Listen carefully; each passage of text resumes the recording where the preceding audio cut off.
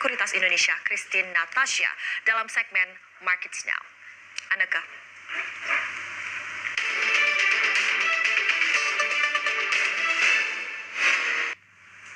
Ya, terima kasih Alin, dan saat ini kami sudah terhubung bersama dengan analis Mirai Aset Sekuritas Indonesia Christine Natasha. Selamat siang Christine. Selamat siang. Iya Christine, kalau kita lihat pergerakan IHSG di sesi 1 ini akhirnya berakhir di zona merah juga begitu. Apakah di sesi 2 nanti ini pelemahannya akan semakin dalam? Mungkin menurut saya sih masih akan tutup di zona merah ya, tapi pelemahan mungkin lebih dalam, harusnya ada keterbatasan juga sih untuk sesi 2 nanti. Masih akan ada keterbatasan begitu ya. Sebenarnya faktor-faktor apa saja yang membuat di sesi pertama tadi IHSG tidak mampu juga untuk menguat? Kalau kita lihat nih dari indeks saham di Asia juga sih, kalau pagi hari ini juga akan dibuka menurun, ini karena ada kekhawatiran mengenai COVID-19 pandemi globally yang dari akhir pekan lalu kalau kita lihat secara global juga udah mencatatkan kayak lebih dari 500.000 kematian ya. Dan 10 juta jumlah kasus yang terkonfirmasi. Lalu kalau kita lihat dari global, terutama di Amerika Serikat, di mana jumlah kasus yang memperlihatkan tren peningkatan yang lebih dari 30 negara bagian, yang akibatnya ini semakin banyak negara bagian dan juga kota administratif yang kembali akan memperketat aturan social distancing di Amerika dan juga menunda kembali reopening dari ekonomi mereka, yang akhirnya menurut kita ini akan mengganggu aktivitas dunia usaha, dan ini memberikan sentimen negatif terhadap US market juga. Lalu kalau menurut kita Indonesia juga, kalau kita lihat dari Sabtu kemarin juga kan new cases juga terlihat lumayan tinggi, 1.300 lebih, dan angkanya juga belum terlihat ada tanda-tanda penurunan gitu. Jadi adanya kekhawatiran dari para investor gitu terhadap efek dari COVID-19 ini akan ternyata lebih lama selesainya daripada ekspektasi awal yang tadinya memperkirakan mungkin dengan reopening mungkin juga akan ada penurunan dari new cases. Apakah adanya proyeksi dari beberapa lembaga internasional dan domestik juga terkait kemungkinan adanya resesi di Indonesia juga menjadi salah satu faktor pemberat IHSG di sesi pertama tadi? Ya, saya kira juga resesi sih sudah pasti di depan mata ya, karena kalau kita lihat dari first Q kan juga walaupun new case baru muncul tuh bulan Maret awal, dan baru tengah-tengah bulan Maret baru diadakan kayak social distancing, work from home segala macam, tapi ternyata GDP kita juga ternyata kurang baik. Lalu di second quarter kalau saya lihat dari Indonesia sendiri pun kalau kita lihat pasti GDP akan terkontraksi lumayan signifikan. Jadi kalau kita lihat dari 2 kuartal berturut-turut ini akan berpotensi akan memberikan dampak resesi gitu. Apalagi kalau kita lihat sekarang dengan reopening dari ekonomi, kalau menurut saya dari ground check dari beberapa mall yang saya pergi gitu, ternyata sebenarnya antusiasme dari para Indonesian people juga belum ada gitu. Jadi masih banyak orang yang masih prefer untuk stay at home gitu, karena kalau kita tahu kan memang vaksin belum ditemukan gitu. Jadi selain karena purchasing power, kalau untuk middle to low income people yang masih belum pulih, kalau untuk middle to up mungkin mereka hanya keluar karena sebatas kalau misalkan ada event menarik dari misalkan tokonya ada diskon apapun, jadi mereka terpaksa keluar gitu. Jadi memang belum ada benar-benar antusiasme dari konsumen gitu. Kalau misalkan ini berlangsung terus mungkin sampai ke third quarter sampai fourth quarter, ini benar-benar bakalan impact-nya lumayan parah untuk GDP Indonesia. Artinya PSBB yang dilonggarkan ini tidak begitu signifikan begitu ya untuk dapat meningkatkan antusiasme dari masyarakat Indonesia. Dan kita akan lanjutkan dialog ini usai jeda. Tetaplah bersama kami, Christine. Dialog segmen Market. Dan kembali ke Power Lunch bersama saya Aneka Wijaya, dan kita akan lihat seperti apa penutupan IHSG di sesi pertama pada perdagangan hari ini. IHSG tadi sempat ditutup di zona merah di level 4.863,14 atau melemah 0,83%. Kalau menurut analis berdasarkan dialog kami sebelumnya, sebelum jeda tadi, memang IHSG ini diprediksi akan masih bearish, begitu juga di perdagangan sesi kedua yang diproyeksikan pelemahannya akan semakin dalam begitu, meskipun semakin dalam tapi range-nya juga tidak akan sangat jauh begitu daripada level yang sekarang di 4.863,14. Dan kami masih tersambung bersama dengan analis Mirai Aset Sekuritas Indonesia, Christine Natasha. Ya, Christian, kembali lagi melanjutkan dialog sebelum jeda. Tadi sempat Anda katakan terkait dengan GDP di kuartal 2 nanti dan seperti apa ini akan mempengaruhi dari financial balance sheet dari emiten-emiten. Untuk second quarter sih menurut saya memang terutama retailers itu bakal membukukan bottom line yang lumayan dalam ya secara year on year penurunannya, dan untuk beberapa emiten lain juga menurut saya second quarter tuh bakal menjadi kayak the lowest quarter of the year gitu, karena memang kan kalau dari PSBB dari volume serta kayak pergerakan masyarakat juga kan sangat-sangat terbatas di second quarter, sedangkan kayak fixed cost segala macam juga masih harus di-spend gitu untuk di second quarter, sedangkan ya dari top line-nya menurun. Jadi menurut saya di second quarter benar-benar lemah banget sih untuk emitennya laporan keuangan. Artinya adanya perbaikan dengan adanya PSBB yang dilonggarkan ini tidak akan memberikan efek ke kuartal 2, tapi mungkin masih ada efek di kuartal 3 atau kuartal 4. Iya, kalau untuk PSBB yang dilonggarkan kan baru terjadi sekitar bulan Juni ya. Dan sedangkan kayak mall segala macam juga baru bukanya 15 Juni gitu, jadi pertengahan bulan Juni. Jadi seharusnya belum memberikan dampak yang signifikan banget buat GDP, apalagi untuk emiten-emiten retailers atau emiten lain yang terkena dampak PSBB di second quarter. Mungkin di third quarter kita sih berharapnya third quarter akan lebih baik dibandingkan second quarter gitu. Artinya di saat rilis di kuartal 2 nanti ada kemungkinan pergerakan saham juga akan semakin anjlok begitu dibandingkan dengan hari ini. Kalau menurut saya sih sebenarnya udah price in ya, karena kan harga saham juga udah turun signifikan banget untuk tahun ini, dan udah reach kayak kemarin bottomnya di 3.900 ya, itu sebenarnya sih udah mostly udah price in di harga saham.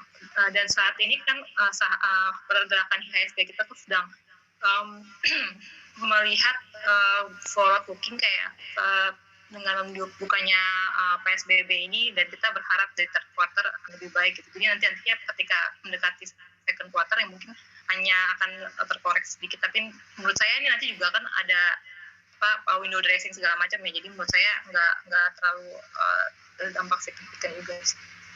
Apakah memungkinkan masih ada peluang rebalancing atau window dressing di 1 atau 2 hari jelang akhir semester 1 2020 ini?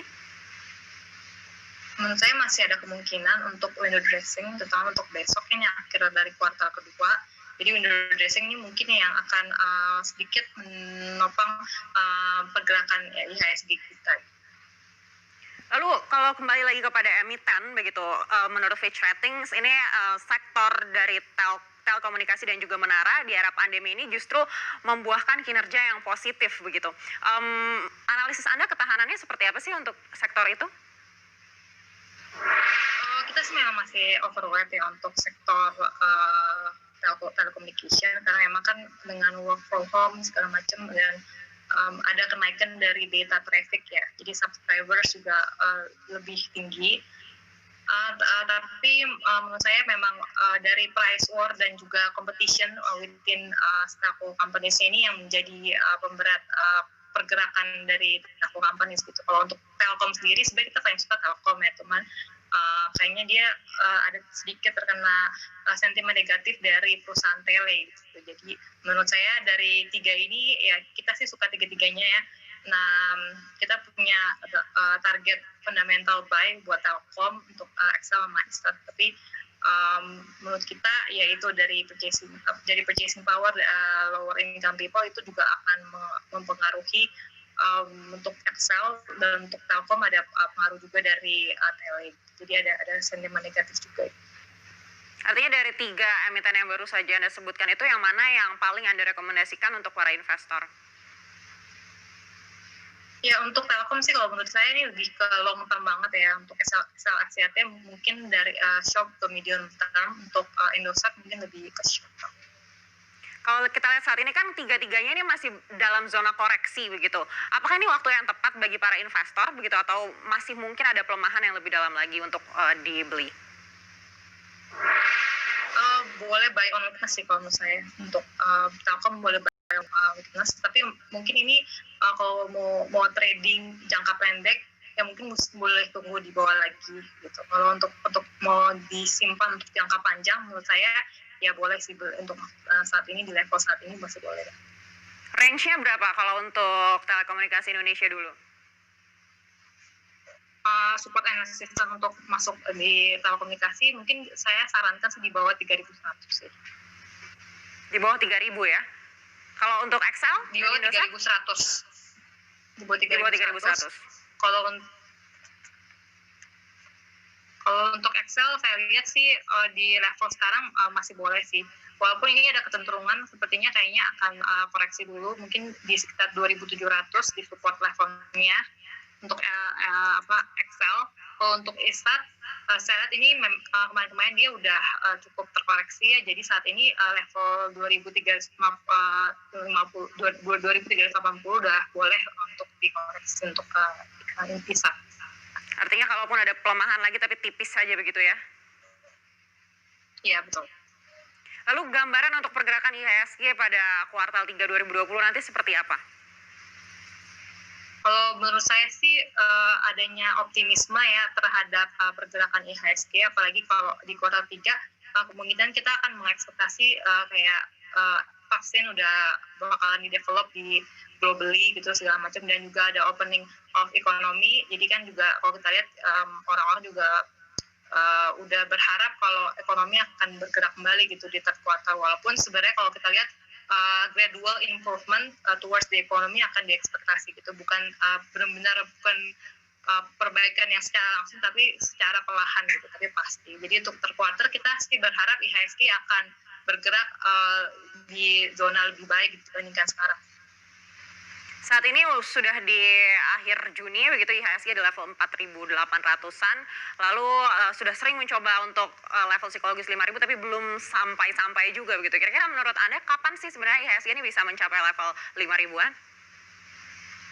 Ya ini IHSG belum bisa lewat 5.000 karena kan kita juga masih mengekspektasi second quarter result ya. Karena GDP kita juga belum keluar dan ada beberapa emiten untuk first quarter juga belum keluar, dan first quarter jelek banget, apalagi nanti second quarter kita juga akan melihat adanya sangat pelemahan dari bottom line beberapa para emiten. Makanya sekarang IHSG kita masih in the range below 5.000 gitu. Jadi once ketika second quarter keluar udah publish ya, harusnya itu udah kayak risknya udah gone. Ya menurut kita dengan kalau kita lihat dari USD IDR, kalau memang masih bisa stable di level sekarang, dan kalau kita lihat dari 10-year government bond yield kita yang ya cukup terjaga lah di level 7% ini, ya kita lihat sih harusnya ya secara perlahan IHSG akan pelan-pelan menuju ke level 5.000 ke atas. Kapan kira-kira? Kira-kira sih saya melihatnya ini mendekati akhir tahun lah. Karena kan untuk 2021 kita juga berharap karena low base effect dari 2020, kita berharap dari emiten-emiten tuh akan membukukan pertumbuhan top line terutama ya yang sangat signifikan growth-nya, karena growth di 2020 sangat low base ya. Jadi dengan para analis juga harusnya akan roll forward mereka punya valuation ke 2021 dengan ekspektasi yang lebih baik dari ekonomi juga gitu. Jadi harusnya mendekati akhir tahun indeks kita akan lebih baik gitu. Unless artinya nanti ketika di seluruh tahun 2020 ini sampai akhir tahun itu range IHSG akan di 4.800-an sampai 5.000 saja begitu ya? Ya menurut saya sih begitu sih. Tapi nanti akan ada optimisme towards 2021 gitu. Unless ketika akhir tahun mungkin jika ada penambahan COVID-19 yang sangat signifikan, mungkin gelombang kedua atau apa, kita kan nggak tahu juga. Unless ada hal-hal di luar itu yang terjadi, harusnya IHSG kita akan pulih di 2021 dulu. Dan apabila perekonomian Indonesia bisa rebound di kuartal 3 ataupun kuartal 4, kira-kira sektor mana nih yang akan maju terdepan? Kita sih masih suka sektor consumer, sektor media, tobacco juga kita suka. Telco ya mungkin lumayan bagus sih. Spesifiknya apa emitennya kalau untuk sektor consumer misalnya? Kita suka ICBP, ANDF, Kalbe Pharma, kita juga suka tobacco companies kayak Gudang Garam, MSP ya, karena kan memang tahun ini mereka benar-benar kehit banget ya untuk cigarette companies, dan dengan ekspektasi yang 2021 seharusnya kenaikan excise tax nggak akan setinggi dari kenaikan excise tax 2020 dan juga ada perbaikan dari purchasing power. Kita juga berharap sales volume akan lebih stable dan ada sentimen positif juga dari pengumuman PMK nantinya itu di third quarter atau di fourth quarter nanti. Baik, sekali lagi terima kasih kepada analis Mirai Aset Sekuritas Indonesia, Christina Tasya telah bersama kami di Power Lunch. Dan sesaat lagi